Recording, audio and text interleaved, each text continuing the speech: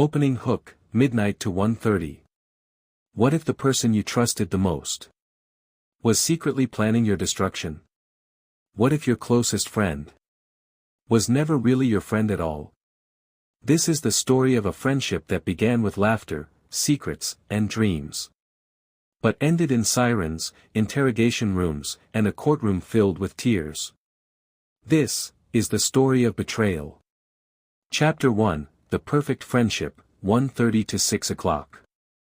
In a quiet suburban town in the Midwest, two girls became inseparable. Emily Carter was soft-spoken, intelligent, and creative.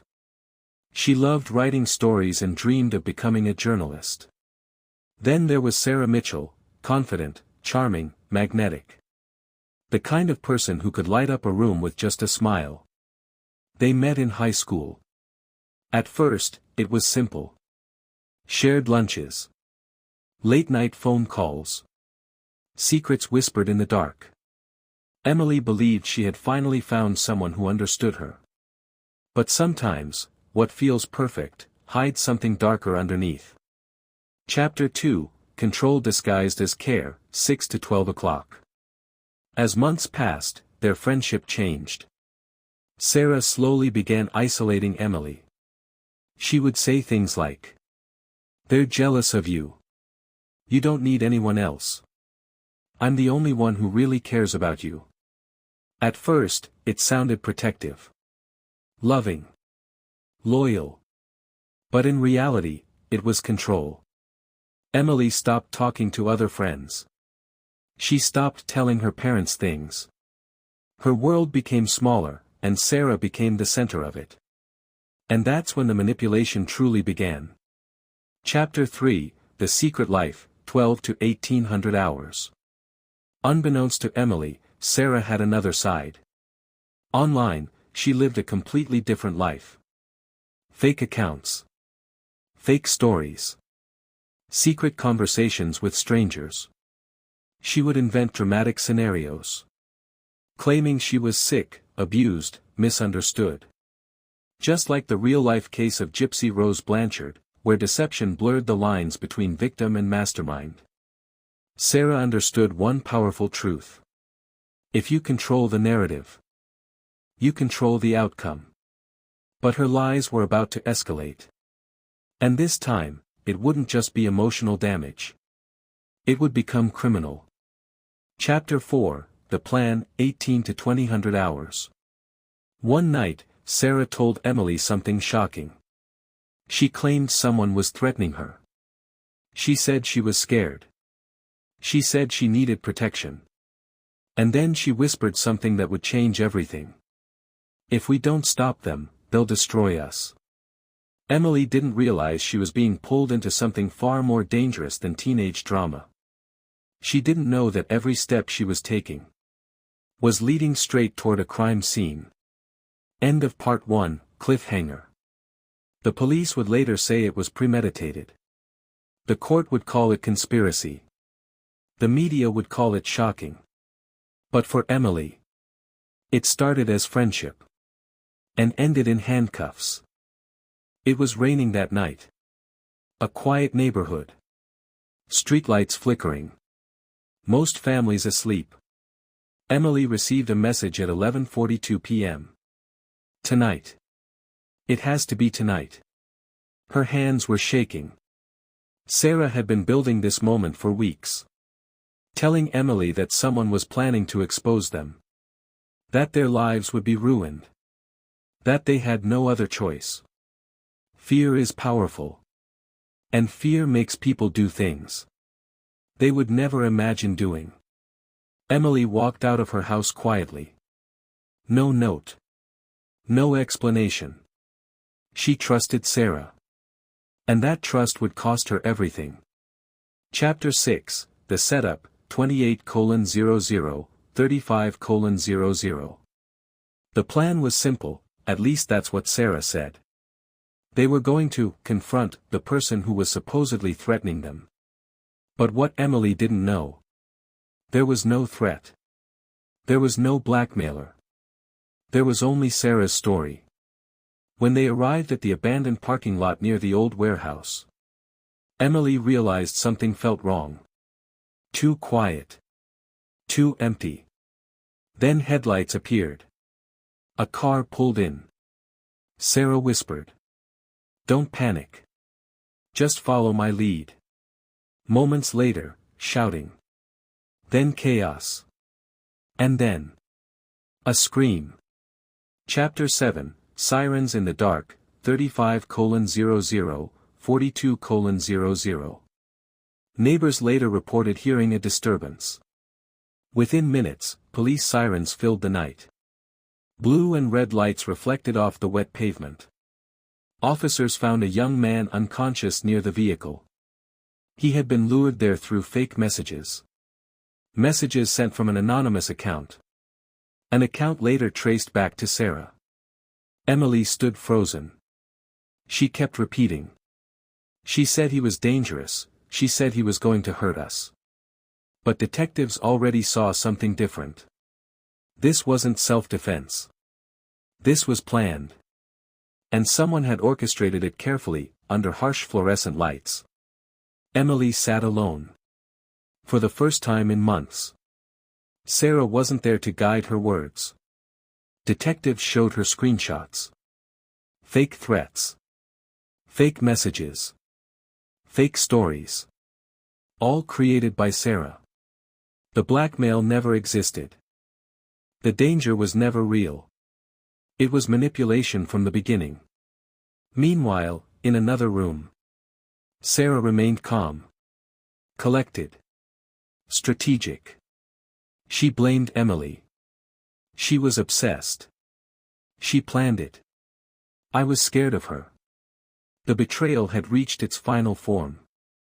Not just emotional. Not just psychological. But criminal. End of Part 2, cliffhanger.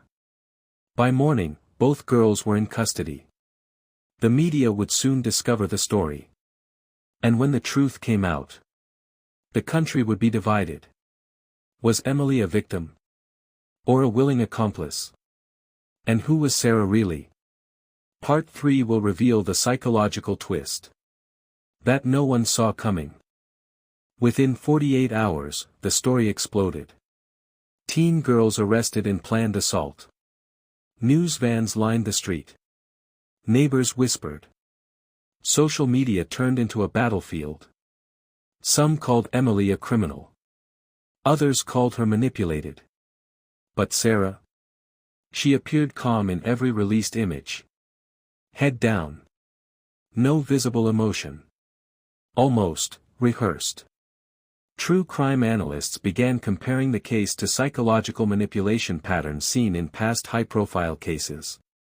And that's when experts began using one word. Coercive control.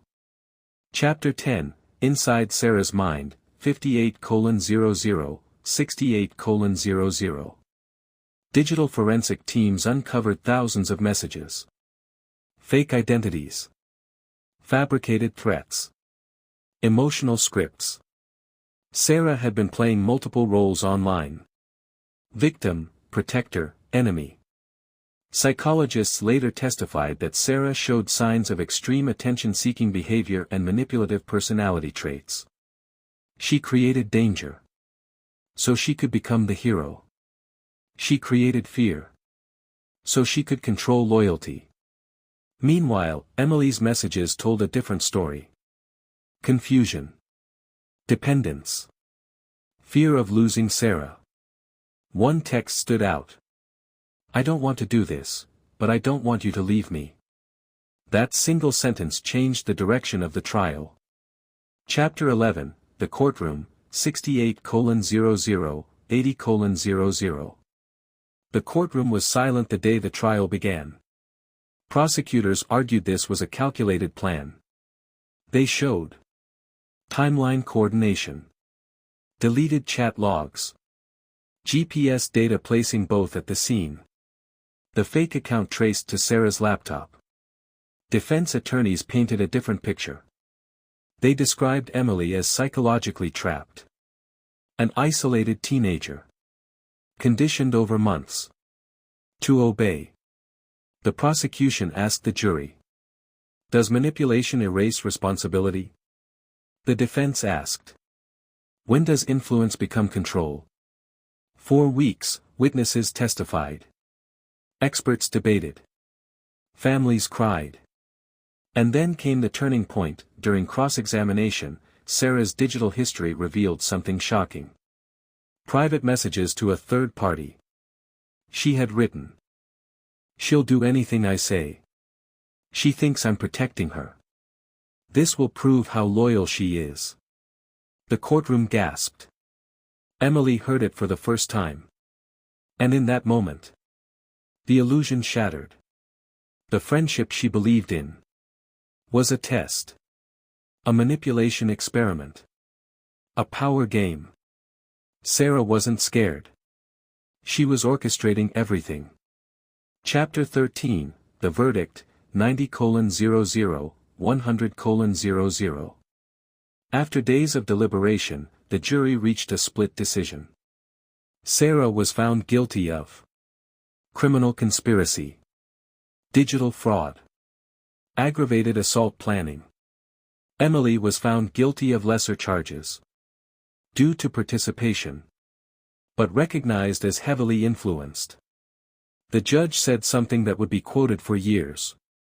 Manipulation does not remove accountability, but it explains vulnerability. Sarah showed no emotion. Emily cried. Not for the sentence, but for the friendship she thought was real. End of Part 3, cliffhanger. But prison would not end the story. Letters would surface. Psychological reports would reveal deeper truths. And years later, one of them would speak publicly about what really happened behind closed doors. Part 4 will uncover the prison years, the public interviews, and the shocking twist no one expected. Prison is not just punishment. It is isolation, silence, and time. Time to think. Time to remember. Time to replay every decision. Emily struggled immediately. She avoided eye contact. She barely spoke. She wrote letters, dozens of them, but never sent most. Therapists inside the facility described her as deeply dependent on external validation. For the first time in years, Sarah wasn't there to tell her what to think. Meanwhile, Sarah adapted quickly. She joined programs, spoke confidently in counseling, presented herself as misunderstood. Some inmates described her as charming. Others called her dangerous.